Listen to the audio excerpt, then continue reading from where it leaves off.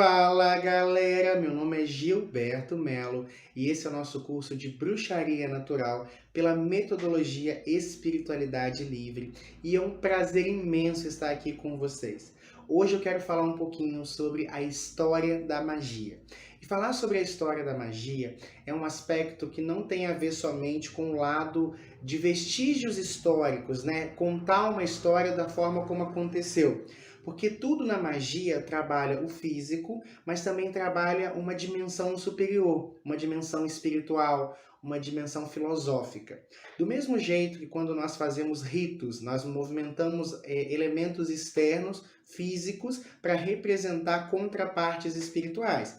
Então, quando você acende uma vela, você não acende a cera da vela, você almeja e trabalha com a energia etérica daquela vela. Então, tudo na magia vai ter o lado humano, o lado material, mas também vai ter o lado espiritual. Então, a história da magia, ela também pode ser analisada dessas duas formas, tá? Eu sou formado em bacharelado em História, então eu adoro trazer essas questões nos meus cursos, porque eu acho que entender a origem das coisas nos ajuda a compreender a coisa em si. Porque a magia e a prática, a visão que nós temos hoje do que é magia, ela foi construída pelos nossos ancestrais, pelos nossos anciões. E é isso que eu vou passar para vocês hoje, tá bom? Primeira coisa que a gente tem que entender é que não se sabe exatamente em que momento o que nós chamamos de magia, de bruxaria, surge no mundo. Se sabe que isso aconteceu há eras atrás. Existem vertentes e correntes esotéricas que tratam que a magia ela surge no mundo muito antes da humanidade. Várias correntes esotéricas contam que o homem só descobriu o poder da magia, mas que ela já existia. E faz um certo sentido, já que a magia nada mais é do que conhecer e trabalhar com leis universais e que essas leis elas já existem antes da nossa formação. Então o homem em algum momento só vai aprender a trabalhar. Então realmente faz muito sentido essa observação. Outros já são mais humildes, né? E dizem que a magia vai surgir no momento que o homem descobre o fogo, por exemplo, ou que começa a plantar, né? Ou no momento onde o homem começa a fazer colheitas. Por quê? Tanto a descoberta do fogo quanto a descoberta, por exemplo, da agricultura são formas de moldar a nossa realidade e foram tão importantes na nossa história que tudo que veio, né, que toda a sociedade que nós construímos foram baseadas principalmente nessas descobertas. Então, o fogo que permitiu que o homem moldasse ali a sua realidade, queimasse regiões para poder ficar, se protegesse à noite do frio e das feras, e ao mesmo tempo a agricultura que fez com que nós deixássemos de ser nômades, foram grandes feitos que realmente moldaram. Como a gente já viu, magia nada mais é do que a capacidade de moldar a nossa realidade. Então, isso é um ponto importante, tá? Uma coisa também que tem que ficar muito clara para todos vocês aí que estão nos acompanhando, né, que está se desenvolvendo através do nosso curso, é que nós acreditamos que a magia foi a primeira religião do mundo e que todas as religiões do mundo são desdobramentos dos conhecimentos mágicos. Você consegue encontrar em todas as religiões aspectos da magia. É como se a magia fosse a fonte e as religiões, os rios, os caminhos que essa água foi tomando. E a gente visualiza isso muito claramente. Por exemplo, dentro do cristianismo, datas como a Páscoa são desdobramento do antigo festival de Ostara, que era o festival da primavera. O Natal, né, dia 25 de dezembro, dia do Sol Invictus, do deus Mitra, né, um deus solar. Jesus tem esse aspecto solar. E aí você vai encontrar em várias vertentes, né, esse mesmo poder, essa mesma essa mesma essência. Então a magia ela é muito mais uma espiritualidade do que de fato uma religião. Mas todas as religiões trabalham em si a magia, ainda que não entendam ou não saibam, né, disso, mas realmente todas as religiões trabalham com conhecimentos mágicos, tá? Isso é importante da gente entender. É por isso que nós, bruxos, podemos transitar tão bem entre as religiões escolher uma que mais nos afiniza. Então, por exemplo, eu sou um mago iniciado há mais de 10 anos, porém, eu também sou sacerdote de Umbanda. De todas as religiões, aquela que mais me afinou, no meu caso em particular, foi com a Umbanda, tá? Mas apesar disso, o nosso curso não é um curso de Umbanda. Eu estou trabalhando com vocês a bruxaria pura. Alguns de vocês podem ter uma conexão muito forte, por exemplo, com o catolicismo, de gostar de ir à missa, de gostar de ir à igreja, né, de trabalhar com a egrégora dos santos, e tá tudo bem. Outros podem, por exemplo, gostar de ir a centros kardecistas, centros espíritas, tomar passes, ouvir palestras, e tá tudo bem. Outros podem nem ser tão encanados assim com religião alguma, e tá tudo bem, porque magia é uma corrente filosófica e espiritual, tá bom? Mas vamos lá, a gente tem que partir de algum lugar, e aí eu vou partir com vocês das primeiras formas de magia mais elaborada que nós vamos encontrar, que vai datar ali do período paleolítico, que seria aquele período, né, onde começam as pinturas rupestres, que é aquelas pinturas simples, né, feitas pelo homem nas cavernas, nos quais eles se abrigavam à noite. Quando a gente analisa as pinturas rupestres, nós percebemos ali os primeiros aspectos de magia simpática. Magia simpática, só para vocês entenderem, é a magia que vai trabalhar com a lei da atração. E é a magia que nós utilizamos até hoje, tá? E era utilizada aí há mais de 30 mil anos atrás. A magia simpática, ela vai utilizar elementos, né? Ela trabalha com o conceito de semelhante atrai semelhante. Então, se eu pinto, por exemplo, uma caçada bem-sucedida, aquilo, dentro da visão do homem primitivo, geraria no plano físico uma caçada bem-sucedida. Se eu visualizava ali, por exemplo, fartura, criava fartura, aquela fartura viria para mim. Não é diferente de quando a gente fala para vocês vibrarem, né? Para atrair pela lei da atração, que diz que você pode criar uma realidade.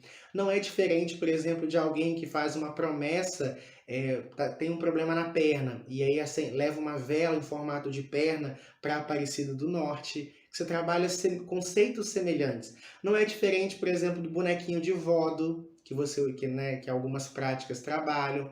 Então é importante vocês entenderem que a magia simpática ela é muito usada ainda hoje. Quando você faz um ritual com uma chave para abrir caminhos, você está usando magia simpática. A chave que abre no físico, você trabalha etericamente para abrir campos espirituais para você. Então essa magia já era utilizada pelos nossos ancestrais, tá?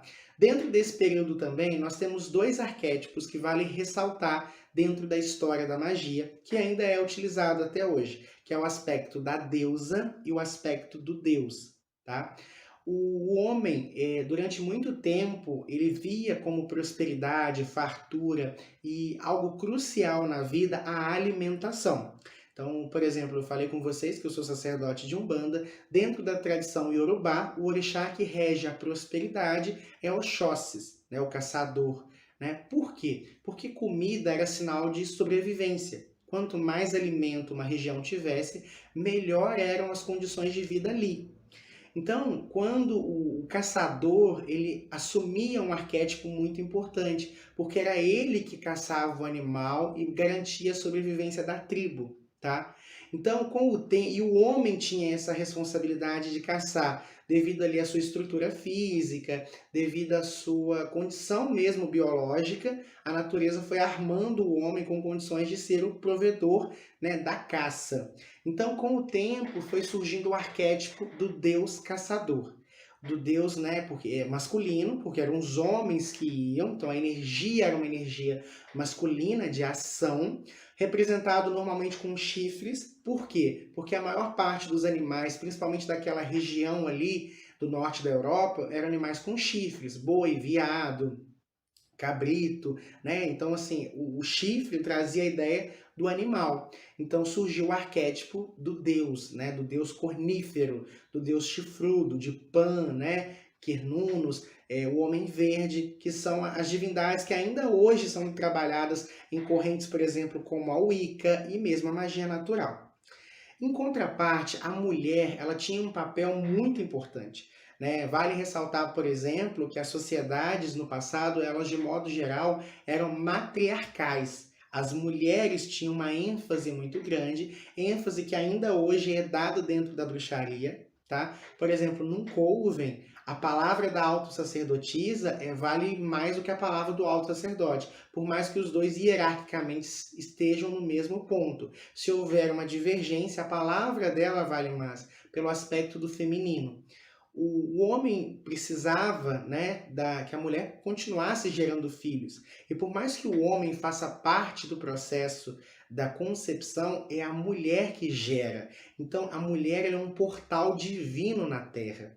Então, a mulher sempre foi louvada ao longo da história. Por exemplo, a gente via a fertilidade da mulher na natureza. Então, dentro da magia, tem-se a ideia de que Deus é mulher, de que Deus é mãe. Porque a vida é fértil como uma mãe. A vida provê as coisas para nós como uma mãe provê. A vida cuida de nós como uma mãe. Então a mulher ela tinha esse aspecto de fertilidade. Então normalmente a deusa era retratada grávida, né? Tinha-se uma ênfase muito grande nos seios e também na vulva, né? Na região sexual, trazendo esse aspecto mais uma vez de fertilidade. Então a gente vai encontrar as Vênus, que seriam imagens, né, que os nossos ancestrais cultuavam da deusa, com essa ênfase. Por exemplo, aqui no fundo da imagem, nós temos a imagem da deusa Gaia, que representa muito bem isso, grávida do planeta, né, aspecto de fertilidade, seios fartos sobre o planeta, ou seja, alimentando o planeta. Então é importante vocês entenderem esses dois aspectos, que ainda hoje nós trabalhamos dentro da magia. Nós vamos ter uma aula específica, na verdade um módulo, falando sobre o deus e a deusa, onde eu vou me aprofundar mais nesses conceitos. Aqui eu estou falando mais do aspecto histórico. Quando surge a agricultura, né, ali por volta do ano 10.000 a.C., de 15.000 a 10.000 a.C., a agricultura é criada, né? O homem descobre o poder, porque até então nós éramos nômades, nós ficávamos rodando ali região a região. Quando a agricultura se faz presente, quando nós descobrimos o poder, né, da agricultura, nós começamos a localizar em determinados espaços e a ficar. Porque agora eu não estava mais tão à mercê, por exemplo, quando acabava o alimento numa região. Eu poderia produzir esse alimento, né, dentro dos ciclos da natureza. Então começa a se assentar, a fazer os assentamentos, os povoados e as primeiras cidades. Quando surgem as primeiras cidades ali, por exemplo, na Mesopotâmia, Suméria, Egito, né? Aquelas civilizações ali, principalmente no Oriente Médio, que nós vamos encontrar, nós começamos a trabalhar uma forma mais elaborada. E aí a magia começa a se tornar um aspecto mais religioso, mas ela continuava sendo praticada livremente entre os povos, agora de uma maneira mais depurada. Então a deusa e o deus deixam de se limitar à figura somente da deusa da fertilidade, do deus da caça, e começa a se desdobrar. Por quê? Porque a sociedade já não era mais tão primitiva e tão dependente só da alimentação. Então, por exemplo, nós tínhamos a essa altura a arte. Então nós começamos a criar os deuses, por exemplo, como Apolo, que é o deus da luz e das artes. Nós temos deusas do lar, né? Então nós temos, por exemplo, Hestia, dentro da cultura grega, que era a deusa do lar. Por quê? Porque agora nós temos outras realidades.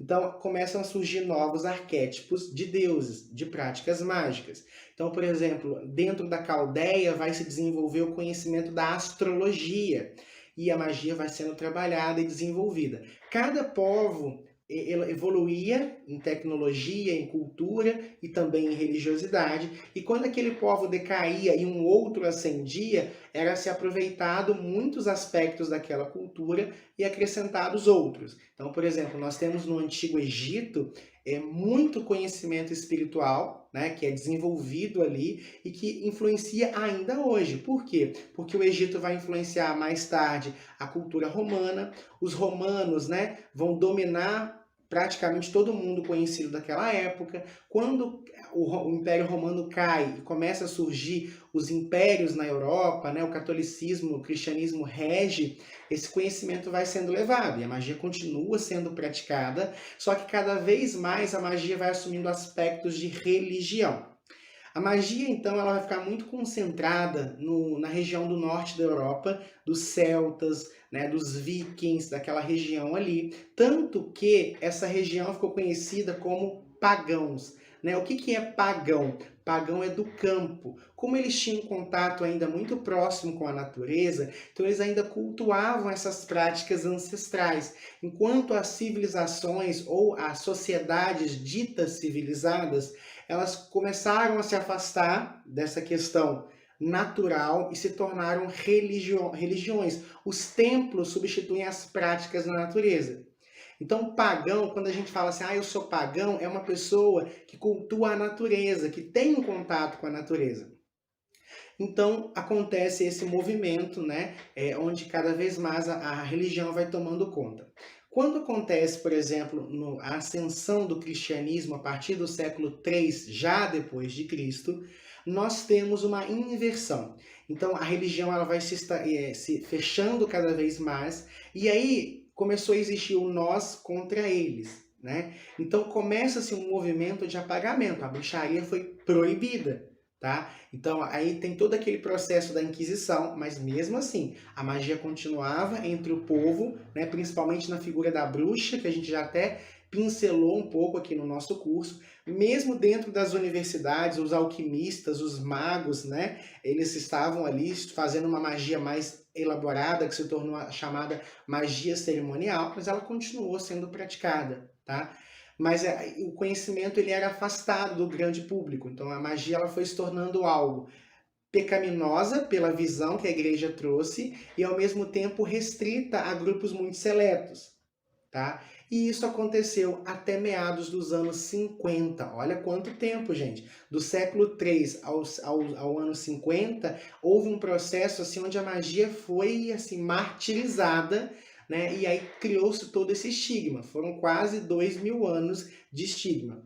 Porém, a partir do século 20, né, principalmente da metade em diante do século 20, há um movimento que nós chamamos de renascimento da deusa. Então, as leis anti-bruxaria caem no mundo. Vários estudiosos, como Gerald Gardner, que é o fundador da Wicca, Scott Koenig, nos Estados Unidos, que trouxe, né, muito para os Estados Unidos. E como os Estados Unidos é esse centro cultural, tudo que acontece lá acaba sendo levado para o mundo todo. Então, a chegada da bruxaria aos Estados Unidos, né, nesse novo renascimento, foi muito importante também. Nós temos as escolas iniciáticas que começam a se abrir mais, e aí veio o advento da internet, e aí traz possibilidades como esse curso que você está fazendo hoje. Mas a história da magia, ela acompanha a história da humanidade. Tá? Então é importante que vocês entendam que magia é uma coisa que é inerente ao ser humano. E ela se desenvolveu, né? Eu contei a história porque a gente sempre traça Oriente Médio, Europa, para chegar aqui no Brasil.